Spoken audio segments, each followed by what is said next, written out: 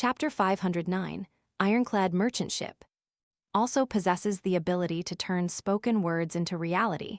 Before the derangement took hold, she acted on instinct, her pale face and lifeless eyes mirroring the description of Patient Zero by Peer.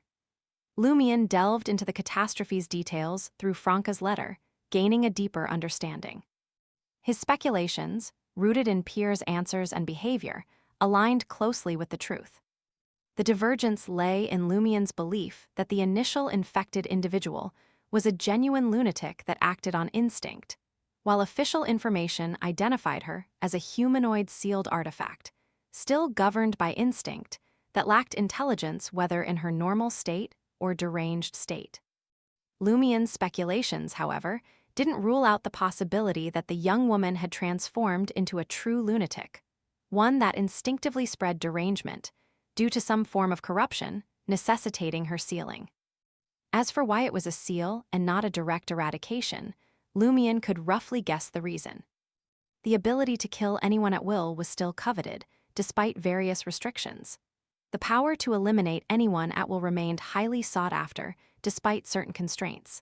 Whether it was the Inquisition, the Machinery Hivemind, or Bureau 8, they all prioritized sealing over destruction if a viable method existed. Lumion knew they might even depend on her to handle future crises. His eyes moved down the letter's contents, absorbing the information. As for additional details, confidentiality prevents the source from providing more. Keep a vigilant eye on individuals like her. If you uncover anything suspicious, immediately distance yourself and report it to the authorities. No specifics about her origins, the sealing technique, the manifestation of speech, or how to counteract derangement were provided.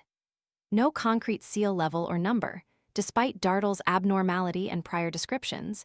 Even if it isn't a Grade 1 sealed artifact, it holds significant and terrifying properties among Grade 2 sealed artifacts. Lumion pondered briefly, then stowed the letter in his traveler's bag without incinerating it on the spot. At that moment, Lugano was observing his back in bewilderment. Despite activating his spirit vision, he found nothing. Lumion's messenger, Penitent Baneful, had long departed. "Let's go," Lumion sighed, reaching out to grasp Ludwig and Lugano's shoulders. His foremost regret was the wasted third of the 400 Veraldor fare. He still needed to source different cafes for Ludwig's breakfast. He couldn't allow him to be satiated from one place to avoid raising suspicion. In the next instant, Lugano felt as if he had crossed into the spirit world he'd just glimpsed. Instead of being a mere observer, he plunged deeper into layers of saturated colors, bathing in the light of 7 different colored brilliances overhead. Surrounded by indescribable faces and figures, he sped toward an unknown destination. Dizziness overcame him, but in just over 10 seconds, his feet met solid ground. Buildings in beige, brownish red, and light yellow surrounded him. Lumion hadn't teleported too far and chose Faust, with Dartle falling under its jurisdiction. Under the dawn's light, Lumion adorned the lie earring and retrieved a tweed coat from his traveler's bag, seamlessly altering his appearance, height, and attire in a secluded alley. In less than a minute, he morphed into an entirely different person. Though not the first time Lugano had witnessed this, he couldn't help but be slightly shocked by the scene. What a mystical item and formidable ability! Whether it was the silver earring allowing one to adjust appearance within a certain range, or the coin bag with seemingly infinite capacity, Lugano had never seen anything like it. Occasionally, he'd heard other bounty hunters speak of official Beyonders possessing Beyonder-level disguises. Lumion tossed the lie earring to Lugano, casually stating, "Get 3 more sets of fake identities and buy steam locomotive tickets that will arrive in Port Gaddy today." "Am I a translator, guide, or your attendant?" Lugano criticized as he caught the mystical silver earring. He forced a smile and said, "I've never been to the Faust area, so I don't know who to find for fake identities." "The principles are common. I trust your experience," Lumion replied with a smile. "All right, since you're paying," Lugano muttered silently, retrieving a change of clothes from his suitcase. At the Northern Trier train station, Lumion had already paid him 1,000 Veraldor for the fake identities, and informed him that he would handle similar expenses in the future. After Ludwig put on the lie earring, Lugano left the alley with his suitcase. Lumian activated the niece face, altering his appearance once more, and trailed Lugano from afar while holding Ludwig, who was adjusting his height and appearance. He wanted to observe the doctor's actions and reactions in an unfamiliar place to uncover potential issues. To prevent Ludwig from protesting, Lumian held down his wide-brimmed hat and tossed him a few loaves of baguettes. Ludwig, not clamoring for a hot meal, obediently nibbled on the food as Lumian pulled him along. In the early morning, the bars were closed, so Lugano headed to the nearest market and approached a prowler suspected to be a mobster. Using money, he bought access and discovered where to obtain fake identities. Throughout the process, Lugano appeared no different from an ordinary bounty hunter. Lumian wasn't disappointed or displeased. He calmly followed Lugano until he secured a differently scheduled steam locomotive. Only then did he dispel the niece face and rendezvous with his companion. In Port Gatti, Upper Coastal Province, Lumian occupied a luxurious hotel room near the sea. Standing before the expansive glass window, he observed the azure sky, seemingly washed in water, contrasting with the clear and pure sea below, resembling gems.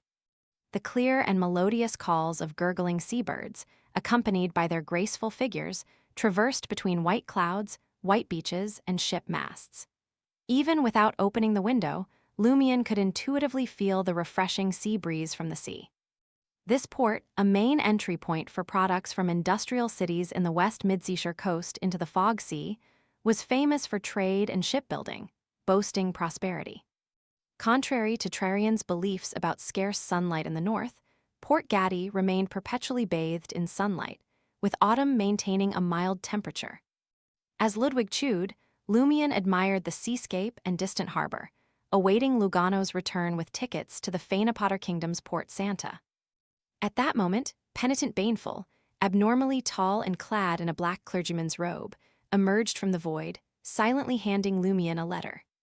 "Thank you," Lumian acknowledged out of habit before taking the letter and unfolding it. Dartle's derangement has been contained. They've eliminated the severely infected residents, treated the slightly infected, but the sealed artifact is nowhere to be found. According to the information gathered at the scene, it appears she returned to normal a few days ago and left Dartle. Her current whereabouts are unknown. The spreading derangement resulted from the severely corrupted Sea of Minds. The townsfolk's abnormal behavior, unwilling to leave Dartle, yet keen on informing passersby about derangement, likely stems from the corrupted Sea of Minds. Anthony's recently learned terminology describes it as a sea of collective subconscious forming a mind world with the island of consciousness and the spirituality sky. Be cautious in the future. There's a risk of being drawn to another mystical catastrophe caused by the sealed artifact. They didn't catch the sealed artifact. Lumian clicked his tongue, sensing a brewing headache. Honestly, there was nothing he could do. Upon arriving in Dartle, the other party had already departed, leaving the catastrophe still unfolding. At 3 p.m., Lumian, accompanied by Lugano and Ludwig, boarded the Flying Bird, a merchant ship bound for the Fainapotter Kingdom's Port Santa. Opting for a first-class cabin, they secured a suite featuring a master bedroom, a child's room, a servant's quarters, a living room, and a washroom. With specialized attendants at their service, they gained access to the most upscale dining room and the exclusive cigar room. The cost, a hefty 700 d'or, was nearly equivalent to Charlie's annual income as a hotel attendant. Money was something Lumian cared about, yet not too much. Past experiences and his sister's guidance had made him instinctively calculative, but the relatively easy acquisition of money, like the 30,000 d'or he obtained from the safe at Salle de Balbrise, lessened the sting. Besides, he already possessed the potion formula, main ingredients, and supplementary ingredients for his next sequence, eliminating the immediate need for accumulating funds.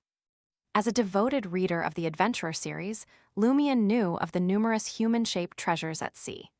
If he needed money, he was willing to imitate his idol and call them. The Flying Bird, the latest steam-powered ship, was entirely made of steel. with no sails but smokestacks emitting fog and masts with watchtowers. Iron gray with intertwining red and gold colors, the ship boasted a wide deck, numerous gun emplacements, and surpassed classic sailboats in displacement, passenger capacity, speed, and sturdiness. When compared to those backward-era fellows, it was like an adult looking down on children. Before the Cordu incident, Lumion had considered embarking on a maritime journey, inspired by the adventurer J.M. Sparrow, to entice his sister. However, Auror had deferred this plan until after his university graduation. In the spacious, brightly lit living room of the first-class cabin, Lumion gazed out the window at the azure sea, lost in thought. Ooh! Amidst the whistle, mist billowed from the chimneys of the Flying Bird. The massive iron-armored merchant ship slowly departed Port Gaddy, accompanied by the symphony of various machinery starting to operate, heading into the depths of the sea. Squawk, squawk, the cries of seabirds reverberated through the clouds.